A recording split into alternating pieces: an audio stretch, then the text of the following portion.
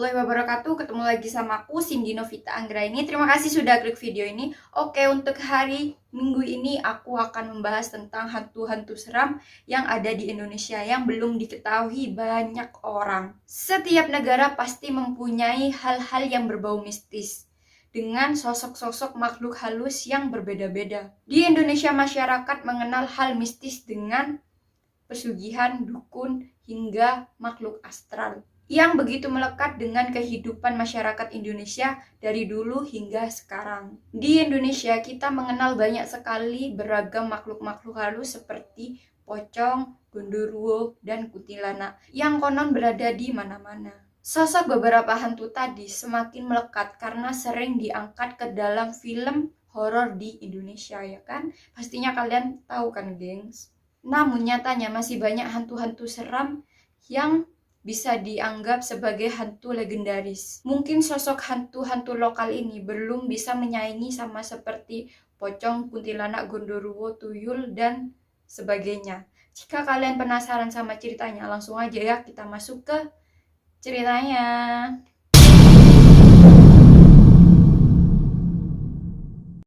Orang Pote ini merupakan sosok makhluk halus yang sangat terkenal, dan hantu ini sangat ditakuti oleh masyarakat di Pulau Bawean pastinya. Pulau Bawean terletak di sebelah utara Surabaya, yang menjadi salah satu di wilayah Kabupaten Gresik, Jawa Timur, dan berada di tengah-tengah laut. Masyarakat Bawean menyebut penampakan hantu ini sama seperti menyerupai manusia, tetapi hantu ini memiliki kulit yang putih pucat layaknya mayat hidup. Masyarakat sekitar meyakini kalau hantu ini merupakan jelmaan dari salah satu seorang penjajah yang tewas di Pulau Bawean akibat dari penyiksaan. Hantu orang Pote ini menampakkan aura dendam yang begitu besar terhadap masyarakat sekitar. Karena hal inilah masyarakat sangat takut akan sosok hantu ini. Setiap sosok ini datang dipercaya membawa bencana yang besar bagi warga setempat. Keyakinan ini terus mendarah daging bagi warga di Pulau Bawean. Bencana tidak hanya menimpa orang yang melihat hantu ini, akan tetapi juga bisa menjadi bencana bagi seluruh warga yang tinggal di sekitarnya atau di tempat itu. Sehingga ketika ada warga yang bercerita telah bertemu dengan hantu Pote ini, maka semua warga di sana menjadi gelisah, takut ada bencana yang melanda desanya. Bahkan bukan hanya orang yang melihat hantu ini yang terkena musibah, tetapi warga di sekitarnya juga terkena dampaknya. Seperti tiba-tiba ada penyakit aneh yang muncul, terus ada usahanya yang bangkrut, dan satu lagi tiba-tiba ada kematian. Kayak tiba-tiba ada orang mati gitu loh. Kayak orangnya tuh nggak pernah punya penyakit, riwayat penyakit, terus tiba-tiba orangnya itu meninggal gitu loh. Kan aneh, kayak apa ya? Aku bisa sebut sama seperti Toun kan ya. Untuk menghindarinya, masyarakat Bawean mengadakan ritual atau menutup rumahnya ketika malam menjelang. Ya, ini cukup ngeri sih. Apa ya? Lebih horor dari cerita horor di Indonesia, ya kan? Pastinya lebih horor dong. Meskipun hantu Bawean ini kurang terkenal atau namanya kurang populer di tanah Jawa, akan tetapi asal-usul orang Pote ini menjadi misteri hingga sekarang, yang diburu oleh banyak penjelajah dunia mistis pastinya, ya kan? Pastinya kayak orang-orang paranormal gitu, ya penasaran dengan orang Pote ini. Ini bukan jelangkung ya guys, kalau jelangkung tuh beda. Kalau jelangkung itu permainan mistis yang memanggil arwah atau berkomunikasi dengan makhluk halus. Beda halnya dengan jerangkong. Kalau jerangkong ini memiliki wujud seperti tengkorak berjalan. Katanya sih hantu ini memiliki arti tulang manusia yang berasal dari kota Jawa. Kayaknya kota Jawa ini banyak sekali ya. Apa sih cerita-cerita hantu-hantu seramnya kan? Banyak kan ya? Bukan di Jawa aja sih. Tapi banyak, seluruh Indonesia kan pasti banyak nama-nama hantu, tapi kan banyak juga yang belum aku tahu seperti jerangkong ini. Kataku sih ini jerangkong itu jelangkung, ternyata bukan guys, beda. Katanya sih jerangkong ini suka memakan telur ayam. Makanya makhluk ini sering menampakkan dirinya di lingkungan yang sepi, seperti di sekitar kandang ayam.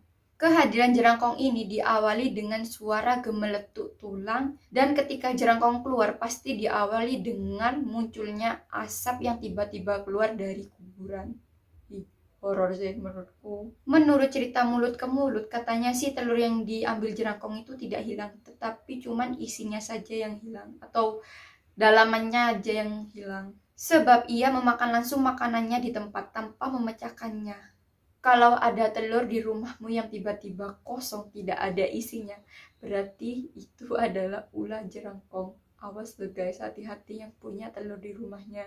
Awas diambil jerangkong loh guys. Jadi kamu disamperin jerangkong. Enggak loh guys, bohong loh. Setelah mendapat telur yang ia cari, akhirnya dia kembali ke asalnya di kuburan dengan menjadi asap yang masuk melalui lubang kecil. Semasa hidupnya si hantu ini juga sering mencuri telur, yang mana kebiasaan ini terus dilakukannya hingga menjadi arwah. Hantu yang menurutku abstrak banget yaitu ini, jerangkong ini. Kenapa dia mencuri telur? Kan? Ya tahu dia suka telur, tetapi kenapa dia mencuri telur? Kenapa enggak lainnya gitu loh? Apa tah? Kayak misalnya kayak tuyul mencuri uang kan? Itu tapi ada yang apa sih maksudnya mengingu, apa sih mengingu sih bahasa Indonesianya sih, memelihara tuyul.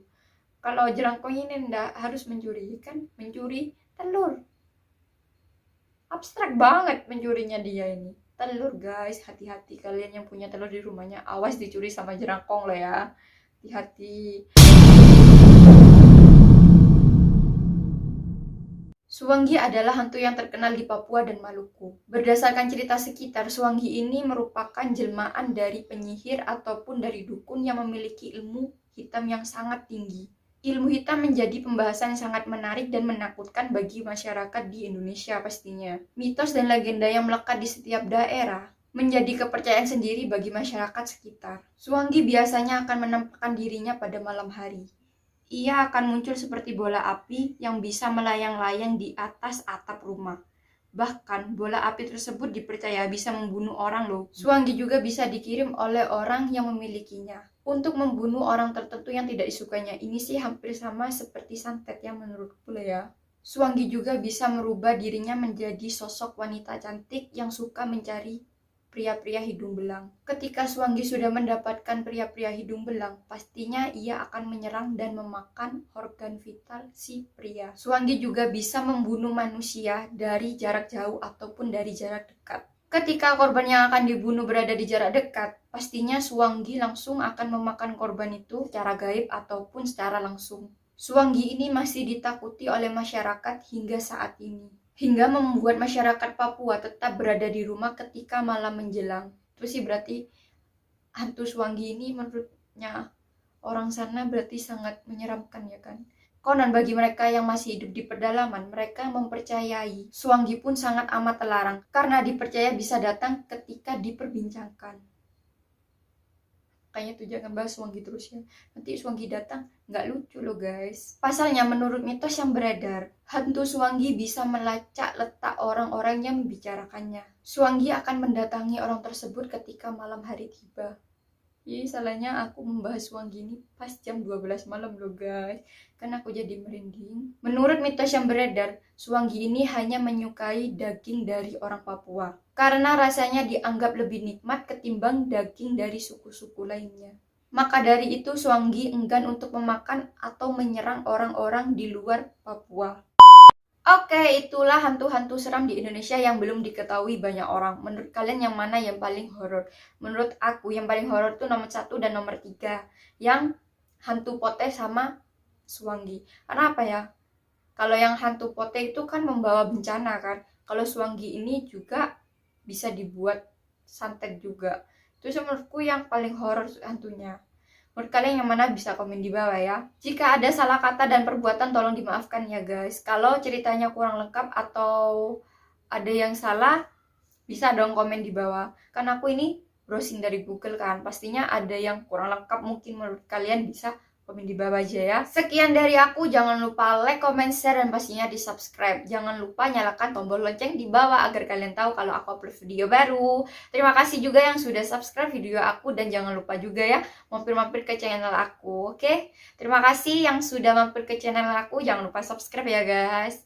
Makasih, bye, see you next time.